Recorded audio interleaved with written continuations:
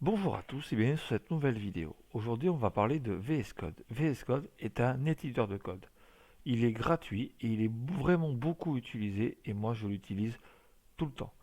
VS Code permet d'écrire votre code avec n'importe quel langage, JS, PHP, Java et bien d'autres. Déjà pour installer VS Code, on va aller sur Google, on va taper VS Code. On va tomber sur le premier lien qui est ici, qui permet avec ce lien-là de télécharger VS Code. Maintenant que VS Code est téléchargé, on va utiliser le terminal pour aller sur VS Code. Le terminal que nous avons utilisé sur la vidéo précédente. Donc maintenant, j'ai déjà créé moi-même un dossier que j'ai appelé VS Code. On va y aller avec CD. Et pour aller coder dedans, on va faire code. Point. Donc là, VS Code va s'ouvrir. J'avais déjà créé dans ce dossier un index.html. Et là, on va écrire dedans bonjour tout le monde. Voilà notre premier test qu'on a écrit dans VS Code sur un index.html. Maintenant, VS Code fonctionne avec des extensions. On n'est pas obligé de les installer, mais on a des extensions qui permettent de nous aider avec VS Code. Déjà, on peut commencer par celle qui est là, le Live Server. Le Live Server permet de voir en direct ce qu'on est en train de coder. Là, nous avons écrit bonjour tout le monde. Si je veux aller voir ce que ça donne dans un navigateur, je fais Go Live. Et voilà, ça me met directement ce qu'on a écrit dans le navigateur.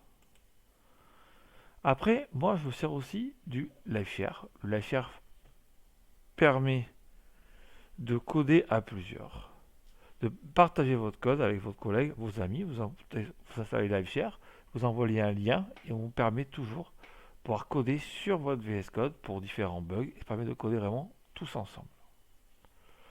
Après, j'utilise aussi Bracket per Colorized qui permet d'avoir différentes couleurs pour les parenthèses, pour les crochets et pour aussi les curling brackets qui sont là, qui permet d'avoir différentes couleurs pour savoir si la parenthèse est fermée ou pas, si vous l'avez oublié. Ça permet vraiment de regarder son code et de voir si on a oublié une parenthèse. Après, j'utilise aussi Prettier qui permet de corriger mon code, surtout sur l'indentation, qui permet d'avoir un code toujours lisible et très indenté. On peut voir qu'il a, vu le nombre de téléchargements, c'est quand même une extension très fiable. C'est vrai que pour ces extensions-là, on voit très bien qu'elles sont téléchargées beaucoup de fois. Il faut quand même regarder vraiment à chaque fois si elles sont vraiment téléchargées beaucoup de fois. Si elles sont peu téléchargées, c'est qu'elles sont peu fiables. Après, moi j'utilise aussi Emmet, Mitril Emmet, pour les abréviations, pour coder plus vite. Si je vous fais un exemple, là, si on veut faire du faux code, on utilise le lorem ipsum.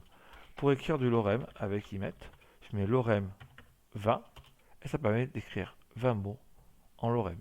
Si je veux écrire une div, je fais point, j'écris nono du web et ça me permet de créer une div avec une classe nono du web. Et il y a plein d'autres exemples qui permettent de faire ça. Et pour finir, moi j'utilise aussi l'extension ESLint qui permet de voir des erreurs de syntaxe avec, dans mon code, comme dans Word, avec la petite traînée rouge en dessous pour voir si j'ai une erreur de syntaxe. Et c'est avec vraiment ce peu d'extensions, déjà on arrive vraiment à travailler comme il faut et gagner du temps sur VS Code. Voilà pour moi, cette vidéo a été courte sur VS Code, parce que je voulais vous montrer juste comment l'installer et les quelques extensions que moi j'utilise pour coder. La prochaine vidéo sera encore sur VS Code, mais sera sur les raccourcis clavier pour vous aider à coder et à ne surtout pas perdre de temps. Voilà pour cette vidéo. Je vous dis à bientôt. Si vous aimez cette vidéo, pensez à un petit like et un commentaire et aussi à vous abonner.